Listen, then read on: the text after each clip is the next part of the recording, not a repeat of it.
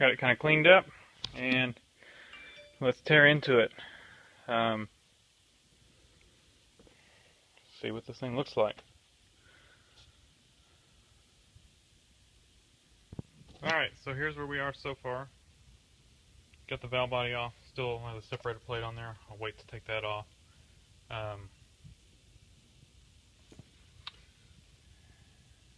Here's where we are so far. Inside, you can see where some rusty water made it into, or some water made it into there. Rusted that shaft a little bit, just a little bit.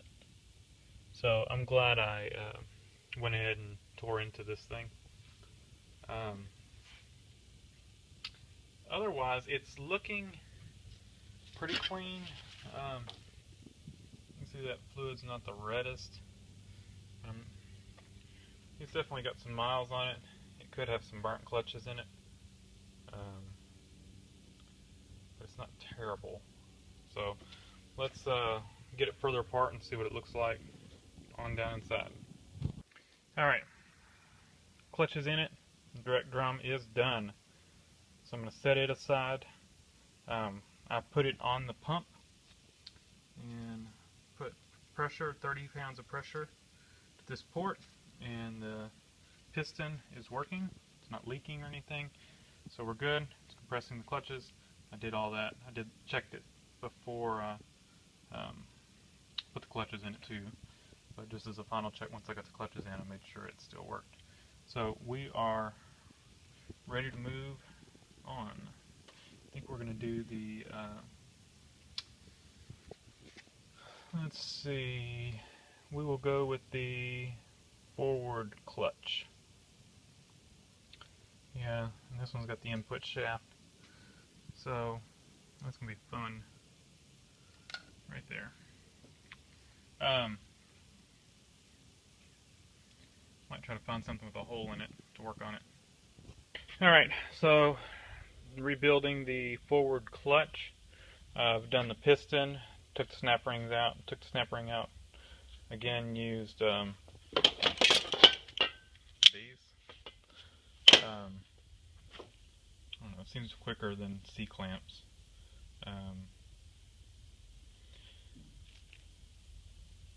Used them and ended up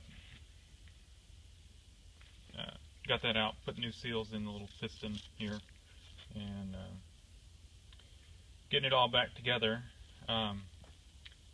Stuck it on the pump, put pressure to this port here, and the piston comes out. So now I can put the clutches in. Alright, new bushing in the pump and new seal. Used a cam bearing slide hammer tool. It's a small block Chevy cam bearing. It is the same size as that bushing, that front pump bushing. So drove the old one out. The old one actually looked really good, but went ahead and replaced it since I had it. And of course a new seal. Used a seal driver. Drive that in. So now we need to put the new lip seals in the little piston for the pump, and then we can put the pump back together. Or of course, well, we've got all these too, but put the pump back together, then replace all these sealing rings. Alright, pump is back together. Got all the new sealing rings on it. New lip seals in the little ply piston here. Used a hose clamp to align the pump halves. And then I just dropped the, kind of made sure I had it orientated this way, just right, all the bolt holes lined up, and feed holes and all that. And just dropped the bolts in the holes just to kind of help line it up. And so we're in good shape. I already showed you the seal in the bushing. So now we're done with the pump. And I'm going to take this clamp off and torque these bolts 15 to 17 foot-pounds. And we're good to go. Got a bunch of that on the lip seals. Before I drop it in, I'll put a bunch on all these seals. I've got a shim in it right now because it had one. We'll see if it needs it once I start putting everything together. So let's, I think we're about ready to start putting everything in the case. So let's clear off workbench and get the case up here. Alright, so here's where we are. We're at that point. So I think I've showed y'all this. This is the Ron Sessions book. Just kind of stepping through it. So I've got the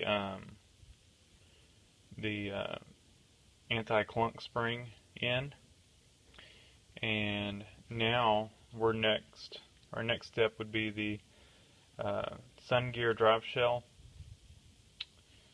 and we'll step through that. Like I said, this is not a how-to video, this is kind of just an overview. There's other videos on YouTube that are how-tos, and you can check those out. I might throw one in the description. So I swapped out my torque converter pressure switch. This is so you've got, I guess, basically two switches. You've got the one in the transmission that I can't remember if it'll lock up in second and third or just third, but you've got one switch in the one pressure switch in the transmission that senses that. It's on the valve body, and then let's see right there, and then you've got this one. The higher the pressure, the higher the speed, the lockup. Stock, they came with a pretty low pressure switch. I don't know what this one is.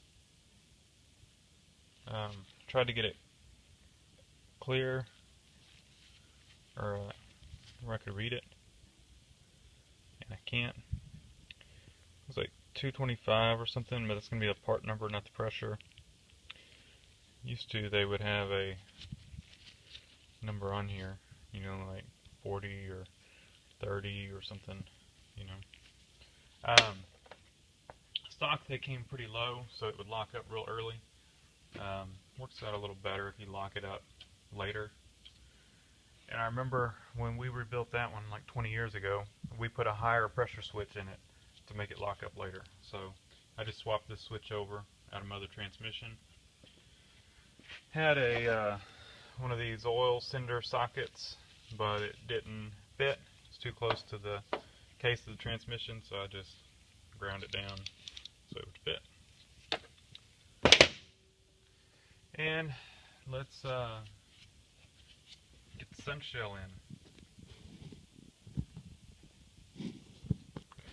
Alright, sun shell is in. I got the clip in, got the little bushing there in. Got it all lubed up. Some of the blue stuff, bushings are all being held in, or thrust washer, I guess, being held in with the green stuff. So now we just got the direct clutch, the forward clutch, and then the clutches. So let's get those in. Alright, now we've just got the clutches, and we're pretty much done, at least with this part of it. I've got the band in there and everything. Everything's all lubed up, lined up. I got that screwdriver in there just because to pull it out, this drum wants to come out. Once I get the clutches in, they'll help hold it in. If I was doing this over again, I probably would find a work surface with a hole in it so I could stand the transmission up. It's doable like this, but it definitely would be easier for it to stand up. But like I said, it's doable. We'll get it done, and let's finish it up. So we're now ready for the pump. And what I'm going to do is I'm going to put the gasket on, but I'm not going to put the seal on the pump yet. And I'm going to tighten it down a few bolts and check the in-play and make sure. I've got a shim in the pump right now because it had a shim in it. This original case had a shim. My original transmission did not have a shim, so we're going to see if this one here needs a shim once we get it all together. So let me get the pump set in there and we'll check the shim, or check the in-play. Alright, got that tightened down, torqued down, everything moves freely. We've got good in-play.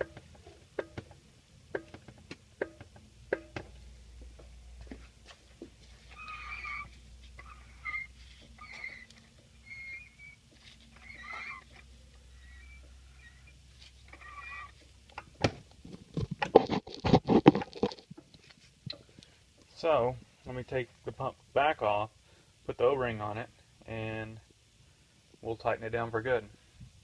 What I did is, on the case of the transmission, I put a bunch of this, or not a bunch, put some of this stuff on there, and stuck my gasket to it. So my gasket would stay stuck to the case where it needed to go, and then I lined up the pump where it needs to go. It's going to be a little harder with the little O-ring around the pump. I've got a bunch of all thread. I may make a little alignment, 2 alignment bolts, and put the pump in like that. Alright. There we go. Pump is torqued down, so now we flipped it over. I've torqued down the parking pawl screws, bolts, and now we're going to start on the valve body. My kit didn't come with the shift linkage seal. It did come with the electrical connector seal.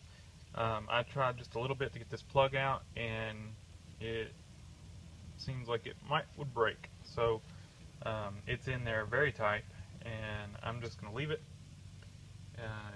If it starts leaking or something, I'll just pull the pan and replace it. But I don't want to risk breaking this connector. And it's super tight, so I think the seal is probably good on it. So let's get the valve body done. Alright, so intermediate servos in. I've got my little screens in there. Check balls. 1, 2, 3, 4, 5. My kit only came with 4. th350 has 4, 350c has 5, so I did reuse one old one. So now we're ready for the gasket and the spacer plate, and then we'll be ready to put the valve body on. Oh, and there's my gasket. And my valve body cleaned up. And new gasket there, or new seal. Alright, valve body is done. It's all torqued down. Now I've just got to put the filter on it. I'll put the pan on it, and the tail shaft. So we're almost done. Got all the little clips in. Everything. Put this in. Shift, linkage, connected. Can't turn it because I don't have the shifter thing on it. So let's get the pan on it, then I'll work on the tail shaft. Alright. Blurry. There we go. Alright, new bushing in, new seal in, tail shaft cleaned up. Got the, sorry, I'm tethered because the battery's low. There we go. speedometer gear on. So we put the seal here, and then we can slide the tail shaft on. I'm going to lube up the bushing and all that kind of stuff, speedometer gear, and get this O-ring on here, or lip seal, whatever you want to call this big O-ring looking thing. So let's get that on. And we are done.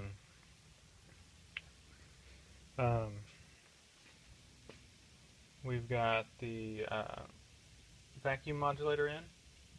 We've got the 1-2 accumulator in. I don't remember if I told y'all, but I was wrong on the pressure switch. That is not the one you change out. And I changed out to mine. Mine worked, so whatever. The one that changes the lockup speed, and it's just based on pressure, is this one right here on the valve body. This one is a 33. I think my one out of my original transmission was a 46, which would cause it to lock up later. I remember we swapped pressure switch. Of course, this was 20 years old. I was like 20 years ago. I wasn't even a teenager when we rebuilt this, but I remembered we changed out a pressure switch, and I thought it was this one, but it was the one on the valve body. So I did use my valve body. There were two things I didn't like about this one. One, there was like a metal shaving, and it was a pretty big, like, curled up shaving right here. That was about right there. So I'm not sure where that came from. And it's, I don't know. So I didn't like that. It's got a few spots where you can tell some water was in it and stuff. So mine seemed to be working fine. I just cleaned it up real good and put mine in. So the completed transmission torque converter's down there. It's ready to go in. We'll have to put the torque converter on it, and then we'll end up sliding it up under the truck and getting it in.